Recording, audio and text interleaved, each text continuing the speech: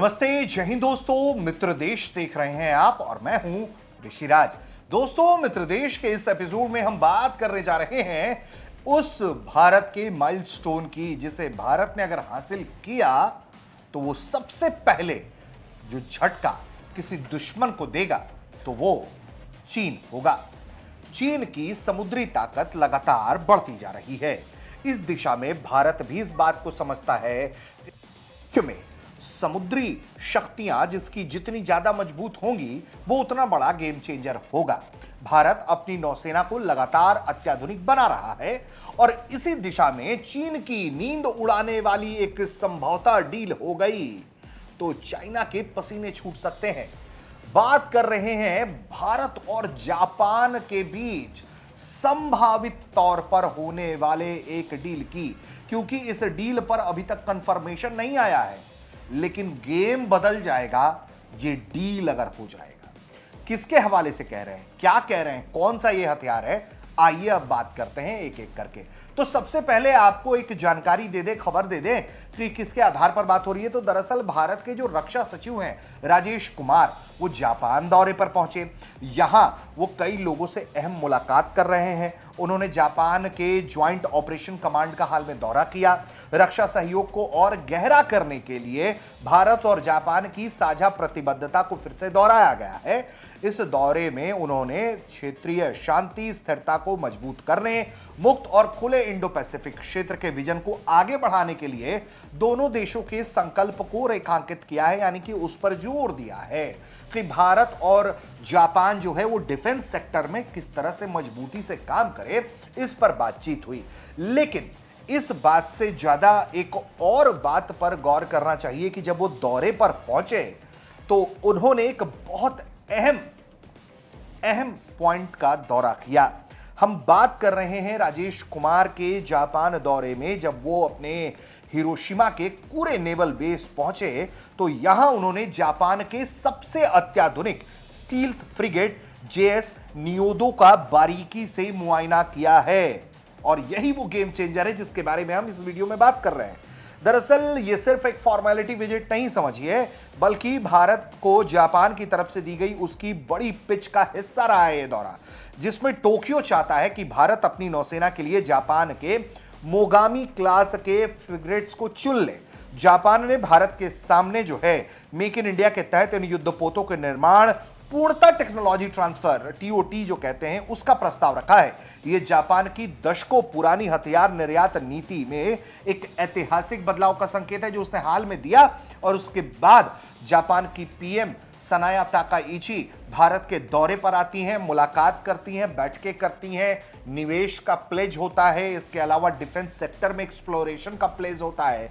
यानी कि भारत के साथ जापान भी चाहता है कि वो अपनी करीबी जो दोस्ती है उसे और मजबूत करे, क्योंकि हाल के दिनों में देखा गया है कि जिन जिन देशों की चीन से समस्या है वो भारत की मिसाइलों पर नजर गड़ाए बैठा है, भारत के साथ रक्षा संबंध मजबूत कर रहा है ताकि चाइना को एक काउंटर पंच तैयार किया जा सके भारत के रूप में। ऐसे में जापान भी चाहता है तो अपनी दोस्ती को मजबूत करने के लिए वो चाहता है कि हमारे पास जो सबसे बढ़िया चीज है वो भारत को भी ऑफर कर सके। तो जापान का ये जो मोगमी क्लास जिसे हम कहते हैं फ्रिगेट जो है वो किसी इंजीनियरिंग मार्बल से कम नहीं है दोस्तों। इसकी जो तीन बड़ी खूबियां हैं, जो बहुत अहम खूबियां हैं दुनिया में अन्य युद्धपोतों से जो इसे अलग बना देता है, वो जान लेते हैं। देखिए, ऑटोमेशन है, कम मैन पावर है। आमतौर पर जितने बड़ा ये मोगमी क्लास का फ्रिगेट है उसको चलाने के लिए 200 से अधिक से ज्यादा नौसैनिकों की जरूरत पड़ती है, लेकिन जबरदस्त ऑटोमेशन जो है इसे अलग तरह का बनाता है और मोगमी को सिर्फ 90 लोगों का क्रू हैंडल कर सकता है। 3900 टन वजन वाले इस फ्रिगेट का फुल लोड डिस्प्लेसमेंट लगभग 5500 टन है। इन्हें मल्टी रोल ऑपरेशन के लिए डिजाइन किया गया है। स्टील्थ और घातक हथियारों का मेल भी है। इसका डिजाइन रडार जो है वो पकड़ में नहीं आता है। इसका डिजाइन जिस तरीके से किया गया है वो रडार के पकड़ से बाहर रखता है। इसमें 127 mm की MK45 gun, type 70 anti ship मिसाइलें, सबसे खास MK41 वर्टिकल लॉन्चिंग सिस्टम है। बड़ी बात यह है कि जापान इसमें भारत की ब्रह्मोस मिसाइल फिट करने की तैयारी में है। इस के चलाने के लिए जो है वो Rolls Royce MT30 gas turbine आधारित कंबाइंड डीजल और गैस सिस्टम का इस्तेमाल होता है।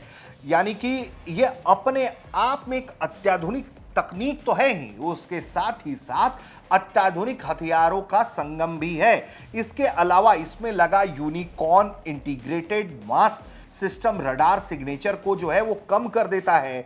दुश्मन की पहचान करने में ये बहुत बेजोड़ बताया जाता है।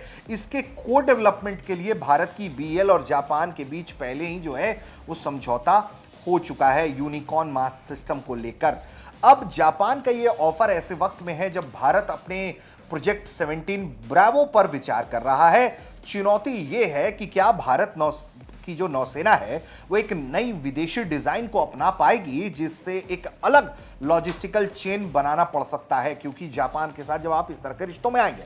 लेकिन जापान का जो डिजाइन है और प्रोडक्शन राइट्स देने का वादा है वो भारत को जो है वो प्रभावित कर सकता है, लुभा सकता है कि वाकई में टेक्नोलॉजी और ट्रांसफर ले लिया आपने, अपने हिसाब से फिर बना रहे हैं। ये बहुत बड़ी बात है।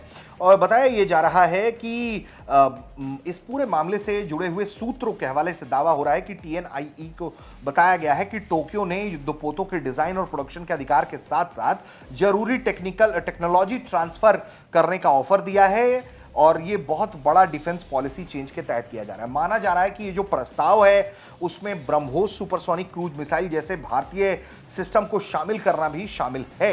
इसके निर्माण का काम मझगांव डॉक शिपयार्ड बिल्डर्स या garden rich ship builders and engineers के में से कोई एक कंपनी कर सकती है, जो कि बताया जा रहा है, आकलन किया जा रहा है। लेकिन ये अगर डील होती है तो ये भारत और जापान का पहला बड़ा डिफेंस प्लेटफॉर्म एक्सपोर्ट होगा। ये अप्रत्याशित होगा। जापान का ये जो ऑफर है वो ऑस्ट्रेलिया द्वारा अपने C-3000 general purpose frigate programme के तहत अपग्रेडेड मोगमी क्लास डिजाइन को चुनने के बाद आया है। इससे टोक्यो को अब तक का सबसे बड़ा विदेशी नेवल एक्सपोर्ट माना गया। अगर भारत इसमें आ जाता है और इस तरह के समुद्री शिकारियों के निर्माण में वो शामिल हो जाता है, तो ये सिर्फ चीन की दादागिरी का ही जवाब नहीं होगा, बल्कि भारत जापान की दोस्ती में एक नया स्वर्णिम अध्याय तो होगा ही होगा। इसके साथ जो एक तरीके से इन दिनों अंतरराष्ट्रीय जल सागर क्षेत्र में एक वाटर पावर डिप्लोमेसी हो रही है, जिस तरीके से चाइना अग्रेसिवली बढ़ रहा है, अमेरिका बढ़ रहा है, और जिस तरह की चुनौतियां आने वाले दिनों में पैदा हो रही हैं, ऐसे में जो हम देख रहे हैं कि रूट्स पर दादागिरी हो रही है, अंतर्राष्ट्रीय मालवाहक रूट्स जो हैं, जो जल मार्ग हैं, वहां दादागिरी हो रही है। वहां पे जिसके पास जितनी ज्यादा अत्याधुनिक नेवल पावर होगी, जितनी ज्यादा ताकतवर नेवल पावर होगी, वो उतना ज्यादा इलाके को डोमिनेट कर पाएगा। इसी का कारण जो है वो भारत अपनी जो है वो एक तरीके से पकड़ स्ट्रेटेजिक पॉइंट्स पर बढ़ा भी रहा है, जिसके कारण आपने सुना होगा कि अंडमान निकोबार में जो भारत प्रोजेक्ट्स कर रहा है, इसके साथ अब वो आगे चलकर तमाम अपने सहयोगियों देश जो हैं, वो इंडोनेशिया हो गया और तमाम जो देश हो गए उनके साथ मिलकर काम करना चाह रहा है, ताकि वो अपने स्ट्रेटेजिक पॉइंट्स को मजबूत कर पाए। तो ये एक बहुत बड़ी उपलब्धि है जो भारत कर रहा है, और जापान अगर इस डील के साथ भारत को मना लेता है, पक्का कर लेता है, तो वाकई में ये खबर बहुत अप्रत्याशित होगी और चीन को जाहिर तौर पर परेशान करेगी। आप देख रहे थे मित्र देश। आप क्या सोचते हैं इस खबर पर, वो आप हमें कमेंट करके बताइएगा। देखते रहिए भारत तक।